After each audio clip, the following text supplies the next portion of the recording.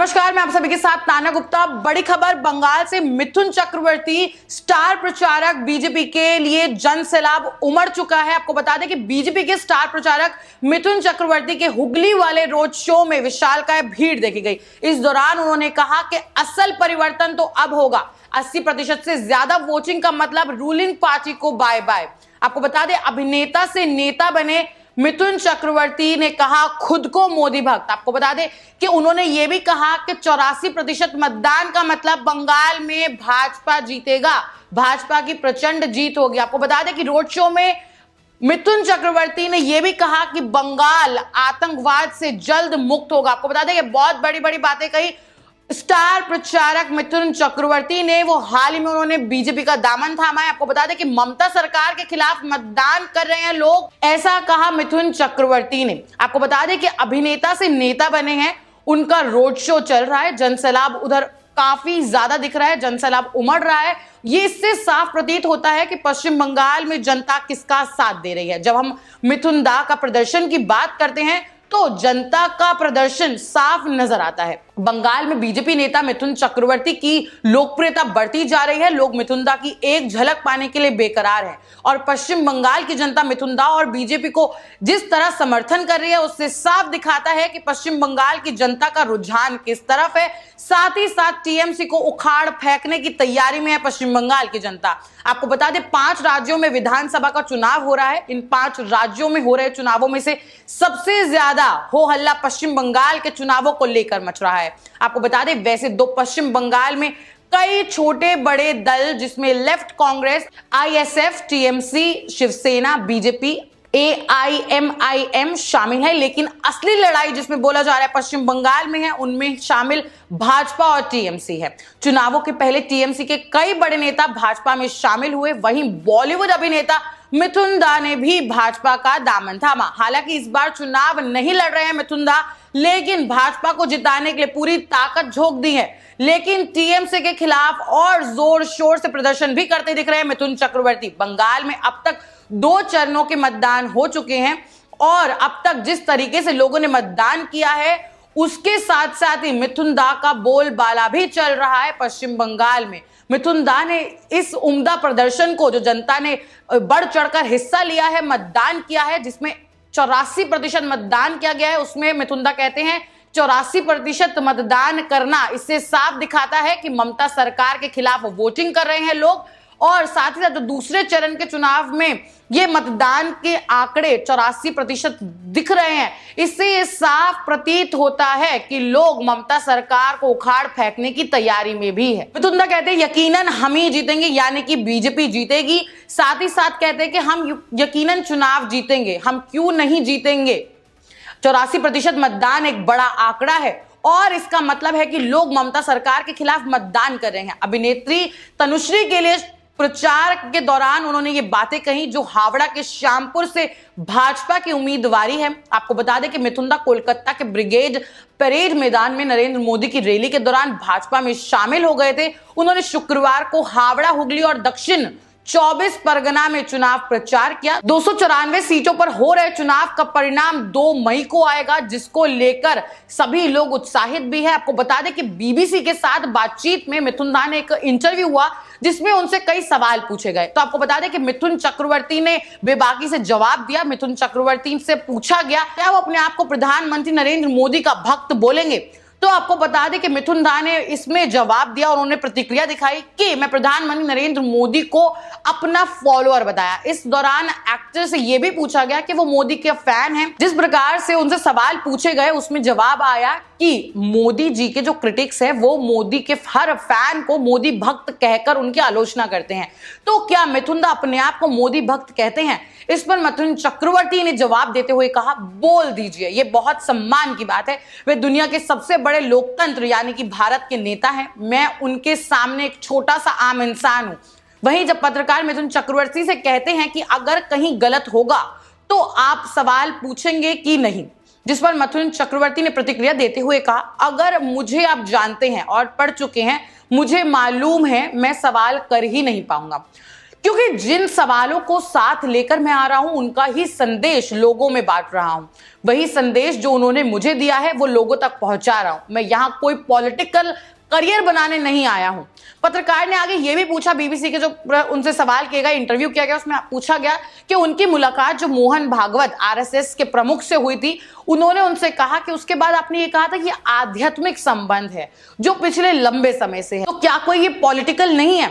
जिस पर मिथुन चक्रवर्ती ने जवाब देते हुए कहा कि मैं अभी भी यही बोल रहा हूं कि वो कोई पॉलिटिकल करियर के लिए नहीं है।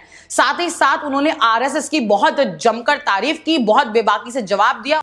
आपको बता दें कि उन्होंने आगे ये भी कहा मिथुन चक्रवर्ती ने कि मैं अभी भी यही बोल रहा हूं और आरएसएस ने जो काम करे हैं, आरएसएस के वो साथ है, उन्होंने ये भी कहा इंटरव्यू में। साथ ही साथ उन्होंने ये भी बताया कि आरएसएस जो काम कर रहा है उसको लोग जानते नहीं है क्या।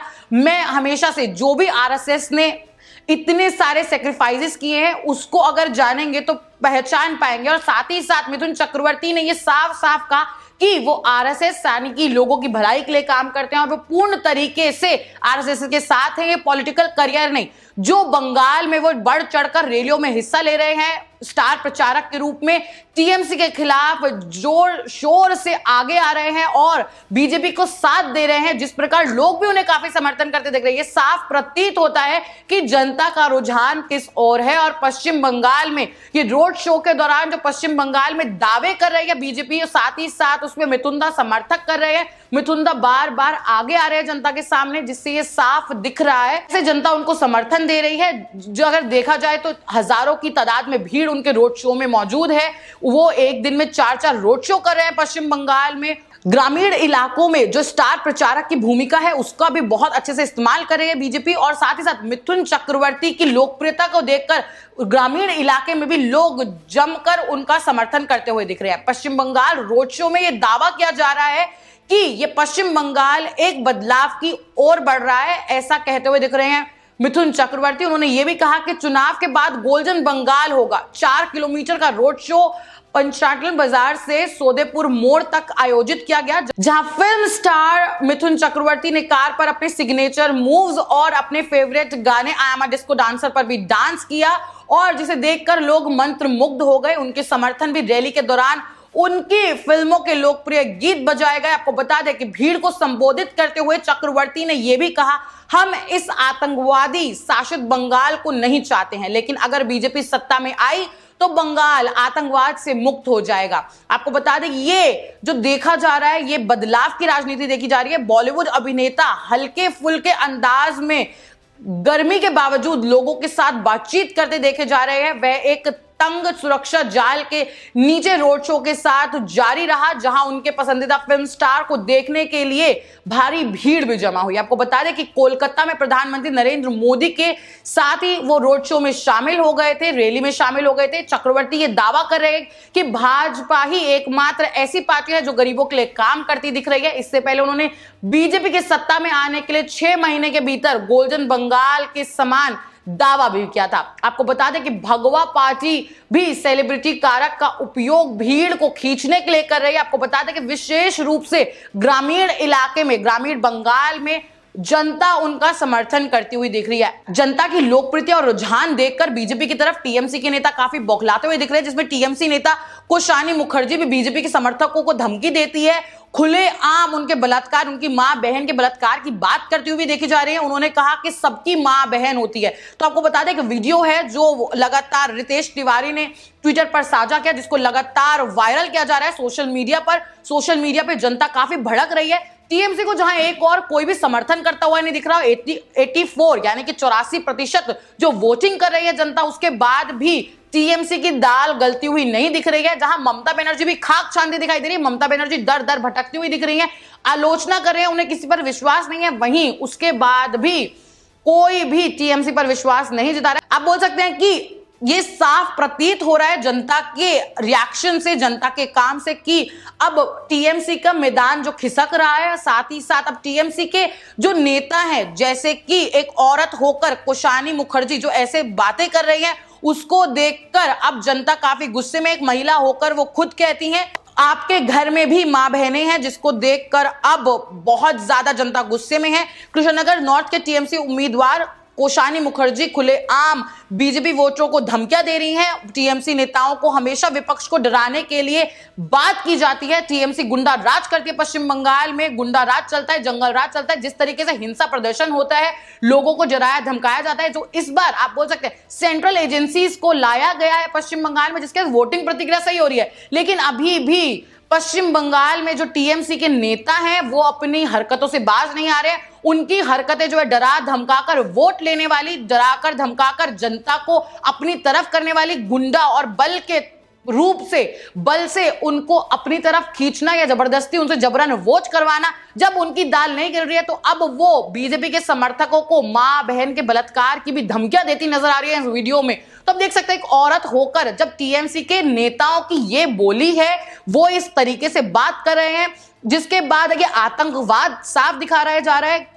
कि आतंकवादी मानसिकता ऐसी होती है लोगों की, जो वो माँ और बहन के बलात्कार की बातें करी जाए। तो दिख रहा है कि टीएमसी की थिंकिंग क्या है, टीएमसी के सांसद, टीएमसी के नेता किस प्रकार की बातें कर रहे हैं जनता से, जनता को संबोधित करते हुए, जब अभी सबसे ज्यादा जनता की जरूरत है। क्योंकि जनता जिसको समर्थन देगी, जनता का बोलबाला है, जनता जिसको चूज करेगी वो ही अब राज करेगा 5 साल, जिसके नतीजे 2 मई को आएंगे। उसके बाद अगर उनकी वाणी ऐसी है, वो ऐसे बोल रहे हैं, वो भी खुलेआम, इसका सोशल मीडिया पर वीडियो लगातार वायरल हो रहा है, तो इससे साफ दिखा रहा है कि जनता क्यों पूर्ण तरीके से टीएमसी को नकारती हुई दिख रही है पश्चिम बंगाल में। और पश्चिम बंगाल में अब टीएमसी पर ताला लगने वाला है, या टीएमसी को जिस तरीके से बीजेपी और साथ ही साथ मिथुन चक्रवर्ती, अमित शाह, प्रधानमंत्री नरेंद्र मोदी ये दावा कर रहे हैं कि 200 के पार आंकड़े जाएंगे। और देखना ये बहुत अहम होगा कि किस फासले से वो अपने कॉम्पिटिटर, जो टीएमसी और बीजेपी के बीच में मुख्य ये लड़ाई चल रही है, इसको देखना बहुत ज्यादा